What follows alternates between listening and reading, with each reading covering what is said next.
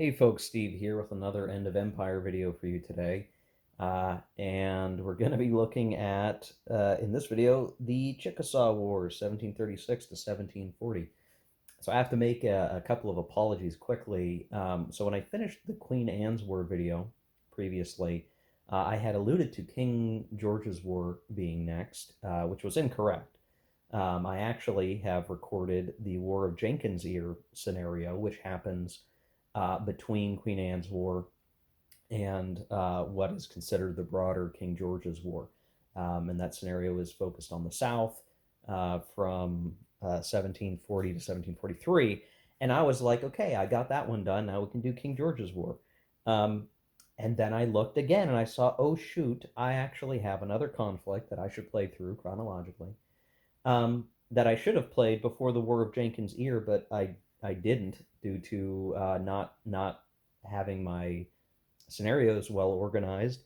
And there is actually one that comes first. So for you, in terms of YouTube, if you're following along, you're going to see this video before you see the War of Jenkins' Ear video. I'm going to upload this one first, even though I did the War of Jenkins' Ear. The file is recorded and compiled, but I'm not going to upload it until I finish uploading this one. I'm going to be anal about that, and you guys will have the chronological order there for you. I should probably make a playlist for all these videos too, now that I'm thinking about it. Anyway, so we have the Chickasaw War, 1736 to 1740. This scenario was originally a post-publication scenario that was posted on the web, but it was subsequently published in Paper Wars issue 86, which includes a whole set of variant scenarios that either modify base game scenarios or do a little something different. But there is at least a few distinct scenarios, one of them just being the Chickasaw Wars, 1736 to 1740. The counters that came with Paper Wars 86 definitely tried to be economical about it. So there's a whole set of counters. I've got some all laid out over here where I had to pick out the counters that were for this scenario, and the back sides of all these counters over here are actually used for some of the other unrelated scenarios. So I had to dig around through the small set of counters that I keep in a little bag for Paper Wars 86. And for ease of use, I photocopied the pages from that issue so I could just not have the whole magazine out as I play through these types of scenarios. So a little bit of context there for you guys. And as you can see, we are set up deep in the wilderness still. So while we might ordinarily be looking at the War of Jenkins' Ear and future scenarios in more cultivated areas of the map. Here we are still out in the wilderness terrain that is in what is considered, like West Florida and the deeper areas of North America, which you can see with all the wilderness hex terrain here in the rivers being heavily important. I'm going to do a little reading from the scenario set up so we have the proper context of this if you're not familiar with the conflict. The Chickasaw Wars were fought in the 18th century between the Chickasaw allied with the British against the French and their allies, the Choctaws and the Illini. The province of Louisiana extended from Illinois to New Orleans, and the French fought to secure their communications along the Mississippi River. The Chickasaw, dwelling in northern Mississippi and western Tennessee, lay across the French path. Much to the eventual advantage of the British and the later United States, the Chickasaw successfully held their ground. Campaign of 1736. Bionville, or I'm sure it's pronounced like Bionville or something, if you could speak French better than I can. Justigard, help me out. Assembled a force in Mobile, which he led via Fort Fort Tomekbay. That's a butcher. Sorry, guys. Up the Tombigbee River, also known as the river Rive de la Mobile, intending to link with a northern force sweeping down from Fort de Chartres under Pierre de Arguet. Oh gosh, I don't know, guys. I'm gonna have trouble with some of these French names.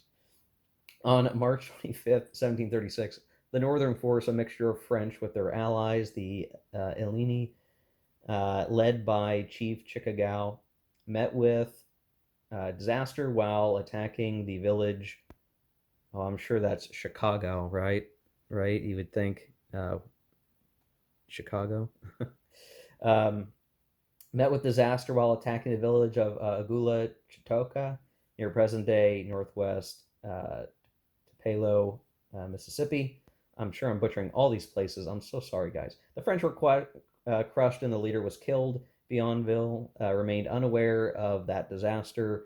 On May 26, 1736, he and his army of 1,200 French and Choctaw were repulsed in an attack on the fortified Chickasaw village of Acquia in present-day South Tupelo. Bienville returned to Mobile and New Orleans in disgrace. There was then a campaign in 1739. Bienville was instructed to try again. This time he obtained heavy siege equipment and assembled his forces at Fort de l'Assomption on the 4th Chickasaw Bluff, present-day Memphis, Tennessee, 120 miles to the east of the Chickasaw villages. Canada contributed troops and Indian allies under Charles Le Moyne de Laguille and Pierre Joseph de Blainville. I'm going to skip over some French words there. The force was reduced by disease, and Bienville found himself unable to transport his artillery through the wilderness. After months of delay, Bienville came to terms without armed conflict. This scenario is played using only the southern map. It uses the front side of 4 expansion counters, Miami, Choctaw, both Chickasaw units, and the backside of 5 expansion counters for Bienville and 4 troops of the Marine, Louisiana, and 1 from Quebec. The scenario begins on turn 1, spring 1736, and concludes after turn 25, which would be spring 1940. So it almost lines up directly with the War of Jenkins' Ear. So if you're going to follow along in that video, then you're all set. In terms of the victory, the French player wins if he occupies the Chickasaw village, which is here, free of any Chickasaw units at any point. Otherwise, the Chickasaw player wins. There are some special rules here that if either Chickasaw unit is eliminated, it automatically re-enters the next turn in this hex. The garrison unit, while in hex 3306, is always under a fortification marker. So there's this garrison unit with the fort, and then we have the actual Chickasaw native unit on the outside. If the Miami or Choctaw are eliminated, they may be recruited on any subsequent turn at their village on a roll of 1, which is pretty similar to how we've recruited other native allies in previous scenarios. So there you go. So it's 25 turns, which gives us, let's see, if this is, so 36, 37, 38, 39, and then ending in 40, yep. And then they talked about the campaign of 1739. That's going to be in the form of 2 reinforcements, which they're not much for the French. We're going to get this guy who comes off the north side of the map and starts heading down south, I think, on the rivers. I assume that's where he's going to come in. And then these guys show up in hex 1610, which is, I assume that's New Orleans. It is New Orleans. So we get a little bit of additional support, but it's not much, honestly. And you can imagine, just due to the high amount of wilderness here, we're going to be heavily reliant on our wilderness combat factors. So we have our leader, Bienville, down here with a infantry battalion. We have the Allied Choctaw, which are going to be important. We have the Miami way out here, along with another infantry battalion. So there is sort of this, like, we're going to come at this from a couple sides. I probably will not want him to leave until we can maybe pull these guys down and give them protection through the wilderness. That, to me, seems really prudent, because I have lost too many units in some of these other scenarios to a lack of ambush factors to protect units. So definitely gotta do that. So what I'll do, this is an incredibly small scenario, so you figure there's only really 4 stacks on the map. That may condense down to 2 to 3, maybe back up to 4 when the reinforcements come in. So the activation of units is going to be very trim. There's not going to be many, and the Chickasaw don't even have any leaders. So I mean, there's almost no reason for the Chickasaw units to even leave this hex.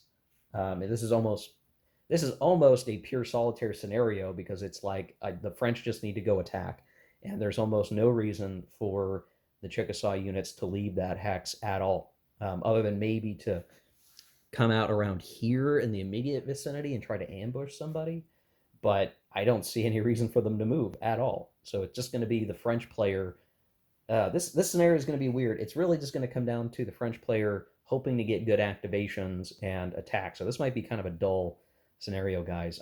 Out of all the scenarios that we've played, and I don't want to give away the ghost on the War of Jenkins here, but all these scenarios have had something to appreciate about them. This one, I'm a little worried. It's an interesting little situation here, but the gameplay is at its most thin, unfortunately, it feels like already.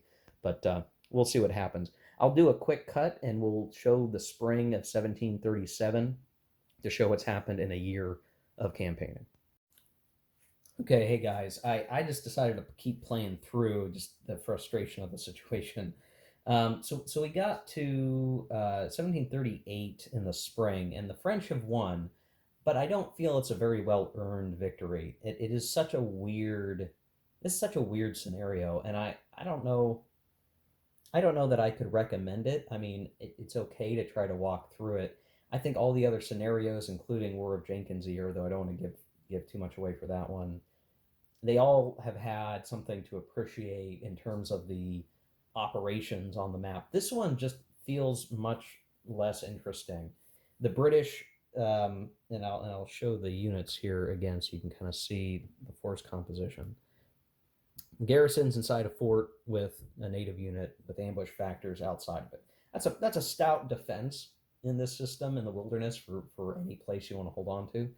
And the Chickasaw faction just needs to hold the village. That's it. Now the French start split. They start with guys down up here. They start with guys down further south in in Mobile. And then what I ended up doing was I very diligently brought them down here, brought them up, picked up the Choctaw, met up here, and then in a combined stack, we went for it. Now, the Chickasaw ambush unit got a no result, and so was eliminated in linear combat. But technically, I think that had meant that the French allies dispersed as well. At least that seems to be my reading of the situation when that happens. And then there was a French stack versus the garrison stack here in the fortification, and it worked out combat factors as a 1-to-1 -1, which I'll say is a really dicey thing. But if I didn't attack immediately and I tried to wait until 39 when we had more reinforcements, then basically I think the Chickasaw ambush unit could come back in the hex, even if I was sitting outside the fortification, just due to the way the entry hex rules seem to work. And so I went for it, and only by just the sheer luck of the die roll did I win. I rolled a 5, -1 was a 4, which on a 1-to-1 is a step loss, which eliminated this unit, and that was it. Now, if at any point we weren't able to continue with initiative and continue attacking, that would have failed, and the units would have come back and caused a problem. If I had gotten let's say, even a 1 AR1 result where we destroyed the garrison, but we lost a unit and had to retreat, sorry, I had screwed up there. If he got pushed back, right, and we didn't stay in control of the hex, well, what would have happened? This whole stack would have reappeared. And it's just one, it's like the special rule, right? Like they're fighting for their survival and all that. But it just makes it kind of weird. Like you have to get a very specific set of die rolls to win as the French. It's not, assuming you have enough activations to concentrate your forces, which I did, You have to get very specific die results to be able to take the hex. And maybe that would be a little bit easier if we waited and we got our reinforcements from turn 19 with a couple more combat factors. That would have made it a 2-to-1, and then it's a lot better on that die roll. But then you're just waiting 19 turns putzing around trying to organize your forces, um, and that doesn't always make sense to me to be trying to do. So I think the problem with the scenario is the scale that we're dealing with for the Chickasaw Wars. Like, it'd be much more interesting to have, maybe a war game that's like a 22 by 34 map that's like this somehow, and you've got, a much more zoomed in approach to the Chickasaw Wars. That might be a lot more interesting, where you're really just dealing with a couple stacks, and you're really just needing certain die roll results, and that's kind of it. It doesn't feel like there are as many choices and approach or different things that could happen that could kind of shift the events of this scenario. So again, generally, I would say I don't necessarily recommend the scenario for you to play. Honestly, I don't see as much value where Queen William's War, King William's War, Queen Anne's War, War Jenkins' Ear, even, which is chronologically next, which you'll see that video soon. Um, those have a lot more to appreciate here, and just this one in particular is I think it's good to have it here for historical interest. I don't know that it is worth your time to set up the counters and play through it. Um, and I'd say, at least so far, like, this is the only scenario that's really felt that way. And I kind of figured going in, once I saw the counter list for the involved units, that this would be a little bit different than everything else that this game offers. So, maybe one little disappointment here, but you guys will see the War of Jenkins' Ear next, which is a bit more interesting. And then we'll be headed towards King George's War after that. So, hope this much shorter video was of some passing interest to you. I could totally understand if it was not. And in any case, we'll see you in the next video for War of Jenkins' Ear, and after that, soon, King George's War as well. So, thanks for watching. Take care. Keep gaming.